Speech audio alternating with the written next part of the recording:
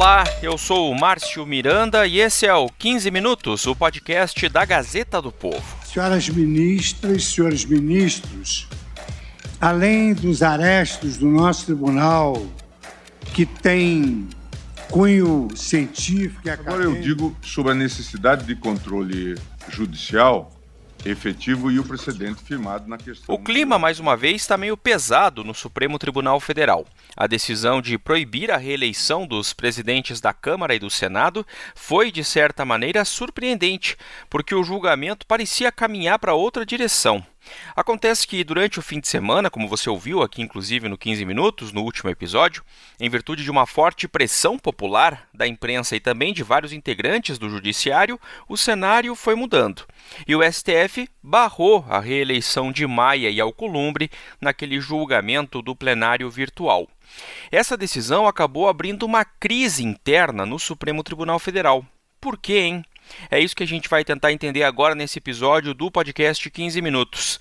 Meu convidado é o Wilson Lima. Ele é editor de República da Gazeta do Povo, acompanha de perto lá em Brasília todos esses assuntos ligados ao STF. Ô Wilson, antes de entrar especificamente nessa crise, que surgiu dentro do Supremo, eu queria perguntar o seguinte, em que momento, vamos dizer assim, que o jogo virou, como se diz popularmente, quando a gente está falando do julgamento aí do caso da reeleição nas duas casas, Câmara e Senado. Ou seja, quando e por que aquela tendência de liberar a reeleição do Rodrigo Maia e do Davi Alcolumbre acabou sendo revertida, hein, Wilson? Então, Márcio, olá para você, olá para o amigo da Gazeta. Vamos fazer aí uma cronologia do que aconteceu, porque essa reviravolta pegou todo mundo de surpresa, inclusive os próprios ministros. Aí você pode pensar, mas como assim, né? Até semana passada, ali até na quinta-feira, imaginava-se que nas projeções mais conservadoras, o Supremo teria 6 votos a favor da reeleição do Davi Alcolumbre e do Rodrigo Maia, e nas projeções mais otimistas, poderia chegar a 8, 9 votos. Tá? Na prática, desses 6 votos, que se projetavam ali como sendo favoráveis à reeleição no Congresso Nacional, 5 votos se confirmaram. Né? Aí eu estou falando dos ministros Gilmar Mendes, Dias Toffoli, Ricardo Lewandowski, Alexandre de Moraes e o Nunes Marques. O voto do ministro Nunes Marques, aí ele criou ali uma modulação e a abrangência dele não chegaria ao Rodrigo Maia, né? Seria apenas quem seria beneficiado seria o Davi Alcolumbre, porque na visão do ministro Nunes Marques, o Rodrigo Maia já fora reeleito, então ele não teria mais direito a esse benefício. E aí o que aconteceu? Na sexta-feira, quando os ministros começaram a votar, seguiu-se o script, que se imaginava. Por enquanto está em 5-3 a favor da recondução aos cargos. Os ministros Dias Toffoli, Ricardo Lewandowski e Alexandre de Moraes acompanharam a posição do relator Gilmar Mendes, que defendeu o direito a uma reeleição consecutiva. Nunes Marques também é favorável, mas destacou que a regra não vale para o caso de Rodrigo Maia, que já foi reeleito. Então, o Gilmar Mendes defendendo a proposta, depois o Nunes Marques e por aí vai, O que aconteceu na sexta-feira? Na sexta-feira, os demais ministros, aí faltando 6 votos para concluir o julgamento, ficou aquele jogo meio de gato e rato, Quem vai ser o próximo? Como é que vai ser a manifestação? E 3 votos eram muito esperados nessa situação. Os votos da ministra Rosa Weber, do ministro Luiz Roberto Barroso e do ministro Luiz Fux, presidente do Supremo. Por quê? Porque a ministra Rosa Weber, ela, por jurisprudência, ela sempre votou em favor daquela tese de não se meter em questões interna corporis de outras casas, que foi aí a tendência dos votos dos outros ministros. Então, se imaginava que a ministra Rosa Weber, ela também votaria a favor desse princípio, apesar do artigo 57 da Constituição, parágrafo 4º, ser muito claro, quando fala que não tem pedalada regimental, ali não tem como, é cristalino o artigo 57 no seu parágrafo 4, proibindo o instituto da reeleição para presidente de Câmara e Senado. Pois bem, e aí ficou aquele jogo, os ministros observando, olhando, quem vota, quem não vota e tal. O primeiro que se manifestou contra foi o ministro Marco Aurélio, E aí, naquele voto do Marco Aurélio, já foi um voto bem pesado. Olha, não cabe ao Supremo interpretar a Constituição de forma difusa, etc, etc, etc. A ministra Carmen Lúcia também seguiu a divergência.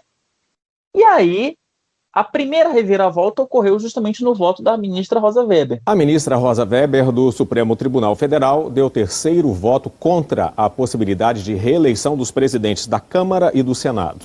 Os outros dois ministros que foram contrários à reeleição são Marco Aurélio Mello e Carmen Lúcia. Ela, fugindo das suas características, ela já votou, aqui não. Apesar de eu entender que essa é uma questão interna da Câmara e do Senado, aqui não existe interpretação contrária do artigo 57. Então, naquele primeiro momento, a ministra Rosa Weber já deu uma tônica do que poderia vir. E aí a pressão, Márcio, acabou caindo toda sobre os ombros dos ministros Barroso e do ministro Luiz Fux. Por quê? Porque o ministro Edson Fachin já se sabia que ele não votaria a favor, que ele seguiria o artigo 57. Só que criou-se ali, e aí criou-se toda a pressão em relação ao Barroso e o Fux. Na altura do campeonato, faltando os votos do Barroso e do Fux, estava 5-4 em favor da reeleição. Então, os votos do Barroso e do Fux foram determinantes para a virada. O placar foi apertado entre os 11 ministros do STF e virou no final de semana. O voto decisivo foi o do presidente do STF, ministro Luiz Fux. A questão é a seguinte: quando o Gilmar Mendes pautou esse processo, ele recebeu algumas, e aí, informações de bastidores, ele recebeu algumas informações internas de que tanto o Barroso quanto o Fux votariam a favor da reeleição na Câmara e no Senado, por conta daquele princípio de que é uma questão interna das duas casas.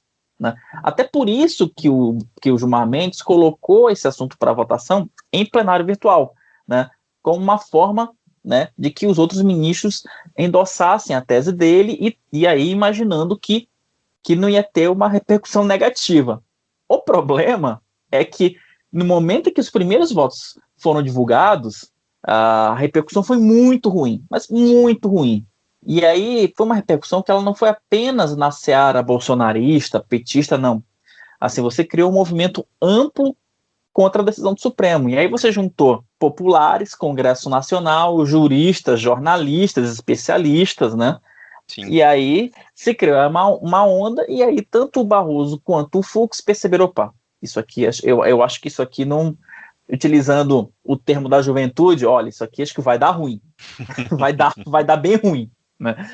E aí foi, no final das contas, acabou prevalecendo o bom senso e a obviedade, A grande verdade é que esse foi um dos julgamentos mais óbvios da história do Supremo, em que, assim, olha, eu já acompanho o Supremo já há bastante tempo e sinceramente, Márcio, não lembro de nenhum julgamento em que se discutiu uma questão tão óbvia, mas o Supremo teve que se deparar para decidir o óbvio, e mesmo assim ficou em dúvida em se decidir o óbvio, nesse caso.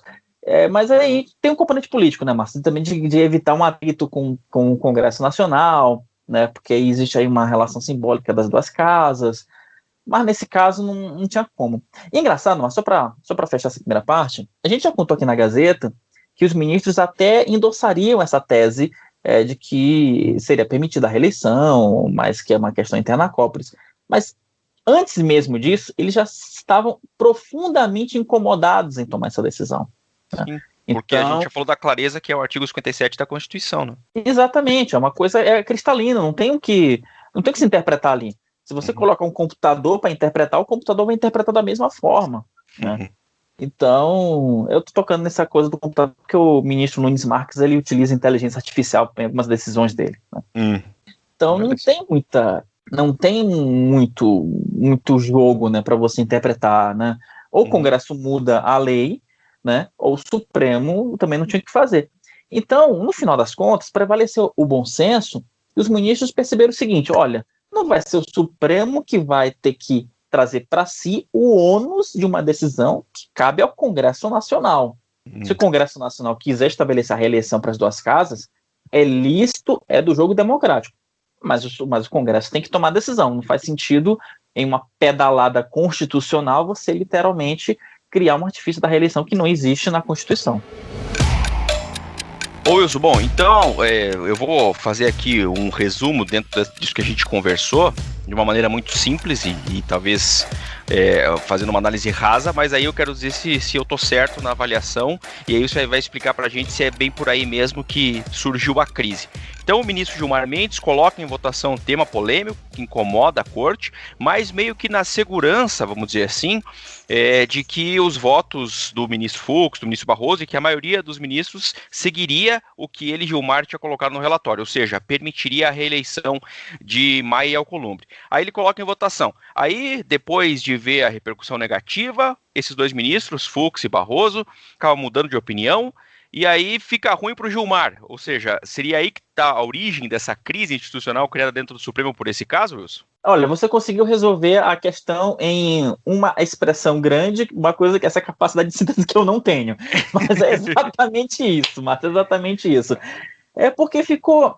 O que acontece? O ministro Gilmar Mendes, quando ele colocou em votação esse assunto, ele imaginava que ele ia ter o apoio de outros colegas. Por isso que nas projeções mais otimistas, imaginava-se até num placar de 9-2. Né? Uhum. Porque naquela altura do campeonato, imaginava-se apenas que os ministros Edson Fachin e Carmen Lúcia seriam radicalmente contra a reeleição. Aí se imaginava-se também, se imaginava que o ministro Marco Aurélio Mello também seria contra, mas como o Marco Aurélio já é um ministro que todo mundo conhece que é voto vencido em qualquer caso que ele atue, então, né, então acabou sendo um voto, né, que não se computava muito na bolsa de apostas ali do Supremo. O problema, mas é o seguinte, é que, e aí é informação de bastidor que ninguém vai confirmar de forma oficial, mas o ministro Gilmar Mendes, ele tinha algumas informações ali de emissários, tanto do Barroso quanto do Fux, de que os dois votariam, né, a favor da reeleição. O Barroso, até nos bastidores, tem comentado de que, olha, eu não disse para o Gilmar, eu não sinalizei para o Gilmar que votaria a favor, eu sinalizei que eu iria pensar no assunto. Se ele interpretou de outra forma, o problema é do Gilmar. Né? Agora, a cisma do Gilmar é sobretudo em relação ao presidente do Supremo, o Luiz Fux, né? Porque segundo o que se comenta ali internamente, é que o Gilmar tinha certeza que o Fux votaria a favor da reeleição, e não o fez, né? E assim, já existe uma rusga entre os dois ministros não tem uma relação muito boa, o Gilmar Mendes tem algumas ressalvas em relação à postura do Fux como magistrado, e inclusive é bom lembrar da sessão administrativa do Supremo que foi convocada pelo Fux esse ano, em que o Fux do nada trouxe de novo o julgamento das ações penais para plenário, né? O Gilmar ficou pé da vida com aquela situação. Então os dois já têm uma rusga, e essa rusga agora ela aumentou. Não faz sentido a gente chegar do almoço e receber a notícia de que tem uma reforma regimental que será votada. Não, a verdade é que, Excelência me perdoe, mas eu sempre fui de prestigiar os presidentes, inclusive como vice-presidente, e votei inúmeras propostas regimentais no momento imediato. Mas a Excelência tem todo o direito de se manifestar nesse sentido, e eu peço vênia, eventualmente. Devemos sempre lembrar isso. A questão é que o Gilmar perdeu nesse julgamento, perdeu na forma como ele conduziu o processo, e as consequências devem ser bem drásticas a partir de agora, tá? Imagina. É isso que eu ia perguntar, esse ponto aí, Wilson. O que diz esse episódio que a gente comentou e está analisando aqui? O que ele diz sobre o futuro, os próximos passos aí do Supremo nessa briga, hein, Wilson? Então, o que se fala internamente é que ali os magistrados mais garantistas, né, o Gilmar, Lewandowski, Toffoli, podem iniciar um movimento para complicar a gestão do Luiz Fux a partir de agora. Aí você fala, por quê? Porque eles acham que o Fux não agiu de forma correta nesse episódio. O Fux tenta ali amenizar a situação, mas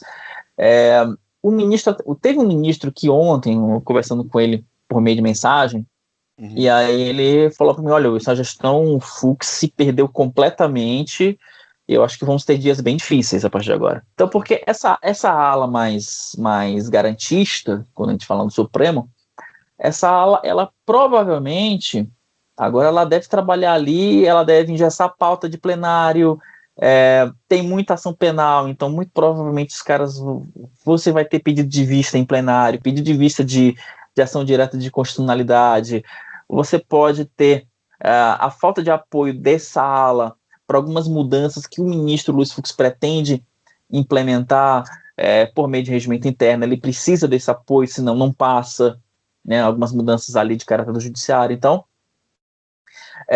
criou-se um clima em que a administração Fux ela pode ter problemas a partir de agora, tá, Márcio?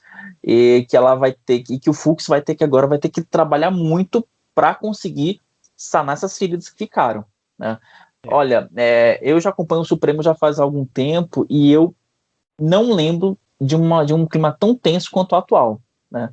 Porque você fala, poxa, mas aí, para você que está ouvindo a gente, você pode pensar, pô, mas como assim? Clima complicado no Supremo simplesmente porque o Supremo cumpriu a Constituição? É meio estranho dizer isso, mas é um pouco nesse sentido, mas a coisa mais complicada nesse episódio é que existia um acordo simbólico entre os ministros que não foi cumprido. Sim.